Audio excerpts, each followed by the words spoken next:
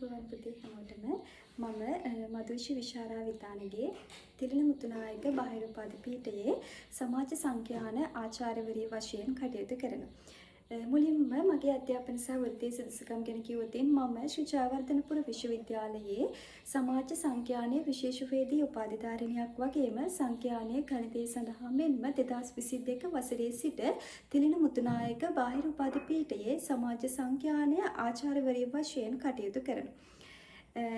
එතකොට අද ඔයාලා ශ්‍රී ජයවර්ධනපුර විශ්වවිද්‍යාලය තමන්ගේ ප්‍රථම උපාධිය සම්පූර්ණ කිරීම සඳහා තෝරාගත්තු දුවදරුවන් වෙනුවෙන් ඔයාලගේ ප්‍රධාන විෂයන් අතරට සමාජ සංඛ්‍යානීය විෂය තෝරාගත යුත්තේ ඇයි කියන එක පිළිබඳව තමයි අද ඔයාලත් එක්ක කතා කරන්නේ. පුතේ මුලින්ම සමාජ සංඛ්‍යානීය කියන විෂය පාසල් වයසේ දරුවෝන් අතර එතරම් ජනප්‍රිය විෂයක් නෙමෙයි. ඉතින් පාසල් අධ්‍යාපනය නිම කරපු ගමන්ම ඉන්න ඔයාලත් සමාජ සංඛ්‍යානීය විෂය පිළිබඳව එතරම් අවබෝධයක් නැහැ වෙන්න පුළුවන්. ඒකින්ද මම මුලින්ම කියන්නම් සමාජ සංඛ්‍යානීය විෂය කියන්නේ මොකක්ද සහ මොනවද අපිට මේ විෂය තුල ඉගෙන ගන්නට තියෙන්නේ කියලා. ඇත්තටම සමාජ සංඛ්‍යානීය විෂය තුලින් තමයි ඔයාලා අපි හැමෝම දන්න හැකියාවක් තුලදී අපි කරන්නේ අනිවාර්යයෙන්ම එක සොෆ්ට්වෙයාර් එකකින් වැඩ කරන එක. එහෙම නැත්නම් අපිට ප්‍රොජෙක්ට් එකක් කරන්න, රිපෝට් එකක් ලියන්න, ඔන්න ඔය කියන වගේ අර ප්‍රායෝගික දැනුම අපිට ලබා දෙන්නේ සමාජ සංඛ්‍යානීය විෂය තුලින්. දත්ත කියන්නේ මොනවද? දත්ත විශ්ලේෂණය කරන්නේ කොහොමද? ඩේටාබේස් එකක් කියන්නේ මොකක්ද? ඩේටා ඇනලයිස් කරන්නේ කොහොමද? සොෆ්ට්වෙයාර් කියන්නේ මොනවද? කියන වගේ ඒ ප්‍රායෝගික දැනුමක් අපිට ලබා දෙන්නේ සමාජ සංඛ්‍යානීය විෂය අපි හැදෑරුවොතින් තමයි. ඉතින් එහෙනම් සංඛ්‍යානීය විෂය අනිවාර්යෙන්ම උපාධිධාරියෙකුට අනිවාර්ය විය යුතු විෂයක්. ඒක ඇත්තටම බොහෝ විශ්වවිද්‍යාලවල අභ්‍යන්තර උපාධිධාරීන්ගේ කම්පල්සරි සබ්ජෙක්ට් එකක්. නමුත් අභ්‍යන්තර නොවන උපාධිධාරීන්ට ඒක කම්පල්සරි සබ්ජෙක්ට් එකක් නොවන නිසා ඔයාලා මං හිතනවා හැම දරුවෙක්ම අනිවාර්යයෙන්ම සමාජ සංඛ්‍යානීය විෂය Tamanගේ ප්‍රධාන විෂය තුලට තෝරාගත යුතුයි කියලා. හේතුව තමයි උපාධියේ වටිනාකම වැඩි වෙනවා එකක්. අනිත් එක තමයි අපි උපාධියක් හදාරලා අවසානයේදී පුතේ අපි හැම කෙනෙක්ගේම බලාපොරොත්තුව පෞද්ගලික හෝ වේවා රජයේ හෝ වේවා හැකියාවකට යොමු වෙන්න. ඉතින් විශේෂයෙන්ම අපි රැකියාවකට යොමු වීමේදී රජයේ රැකියාවකට යොමු වෙනවා නම් අපිට සිද්ධ වෙනවා තරඟ විභාගයකට මුහුණ දෙන්න. එතනදී අපි දන්නවා IQ කියලා අපිට පේපර් එකක් ලියන්න තියෙනවා. අන්න ඒකේ තියෙනවා මොනවාද? ගණිතය ප්‍රශ්න අපිට තියෙන. ඒ වගේම සම්භාවිතාව වගේ ප්‍රශ්න අපිට තියෙනවා. මෙන්න මේ කියන දැනුම අපිට ලබා දෙන්නේ අපි සංඛ්‍යානීය විෂය උපාධිය තුලදී හැදෑරුවොතින් තමයි. එහෙනම් සංඛ්‍යානීය නොකර උපාධිය සම්පූර්ණ කරලා පස්සේ නැවතත් පන්ති ගිහින් තරඟ විභාගවලට සූදානම් වෙන්න පුළුවන්. එහෙම නැත්නම් තමන් උපාධිය හදාරන ගමන්ම අත්‍යවශ්‍ය වෙන ගණිත කොටස් ටික, සංඛ්‍යාන කොටස් ටික ආවරණය කරගෙන උපාධියේ වටිනාකමත් වැඩි කරගෙන අනාගතයේදී තමන්ට රැකියා අවස්ථා ලබා ගැනීමේදී සහ විභාග ජය ගැනීමේදී තමන්ගේ ඉදිරි අනාගතයට වැඩදායී වන මේ විෂය තෝරාගෙන අධ්‍යාපන කටයුතු කරගෙන යන්නත් පුළුවන්.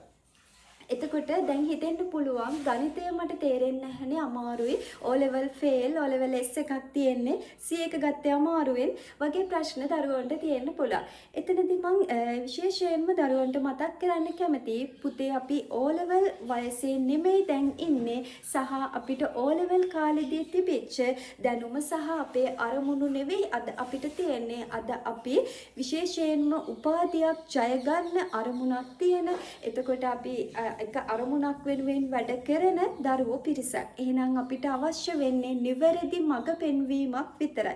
ඉතින් මං හිතනවා ඒක තමයි ඔයාලට මේ ලැබුණු පළවෙනිම උපදෙස. ගණිතය කියන කොටස අතපස වෙච්ච උපාධිධාරී කියනකොට එතකොට චුට්ටක් එතන හිඩසක් තියෙනවා වගේ. මොකද ගණිතය කොටසවත් අපිට සංඛ්‍යානීය කොටසක්වත් නැතුව ගණිතය සාමාන්‍ය දැනුමක්. ඒ කියන්නේ වීජීය ප්‍රකාශනයක් සරලව සුළු කරගන්න, සරල සමීකරණයක් සුළු කරගන්න. අපිට බැරි නම් අපේ උපාධිය තුල පොඩි හිඩසක් එනවා.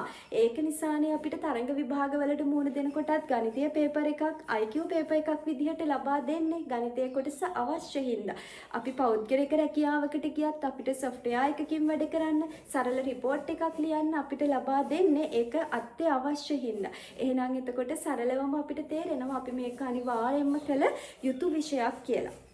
මම සරලව මතක් කරන්නම් අපිට මොනවද මේකේ ඉගෙන ගන්න තියෙන්නේ කියලා. මූලික ගණිතය සහ මූලික සංඛ්‍යානයේ විෂය දෙක අපි පළමු වසර තුලදී ඉගෙන ගන්න තියෙනවා.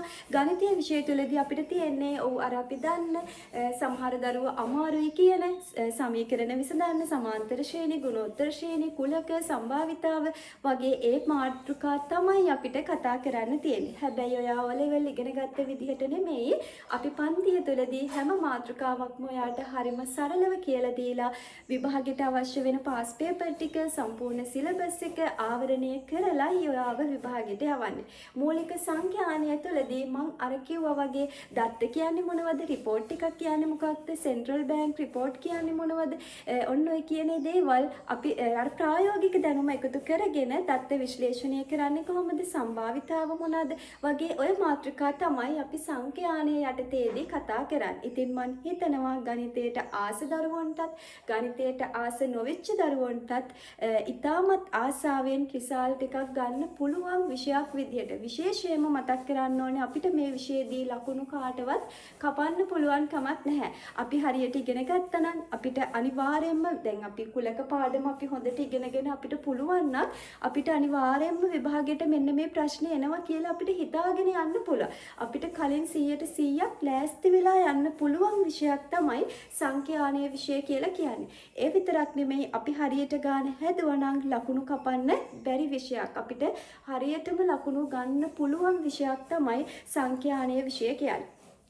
එහෙනම් එතකොට උපාධියේ වටිනාකම වැඩි කරන ඉස්සරහට තරඟ විභාගවලට මුහුණ දෙනකොට අවශ්‍ය වෙන ගණිත දැනුම දැම්මම හදාගෙන යන්න පුළුවන් වෙන එතකොට තමන්ගේ ඉදිරි අධ්‍යාගතයේ වෙනුවේදී රැකියාවට මනා පිටිවහලක් වෙන විෂයක් විදිහට සහ ආසාවෙන් කරන්න පුළුවන් විෂයක් විදිහට සංඛ්‍යානයේ විෂය තෝරගන්න කියලා මම හැම දරුවෙකුටම හරිම ආදරෙන් මතක් කරනවා. ඊට පස්සේ අපි ඉස්සරහදී පන්තිවලදී අපි මාතෘකාරව හරිම සරලව පන්තිය තුළදී කතා කරන කාට හරි දරුවෙකුට කරගෙන යන්න අපහසු වෙනම් අපි ඒ දරුවන් වෙනුවෙන් වෙනම හෝම්වර්ක් ටියුට් ලබා දීලා මේ විෂය ඉතාමත් ආසාවෙන් ඔයාට ඉගෙන ගන්න පුළුවන් තැනට අපේ පන්තිය අපිපත් කරනවා.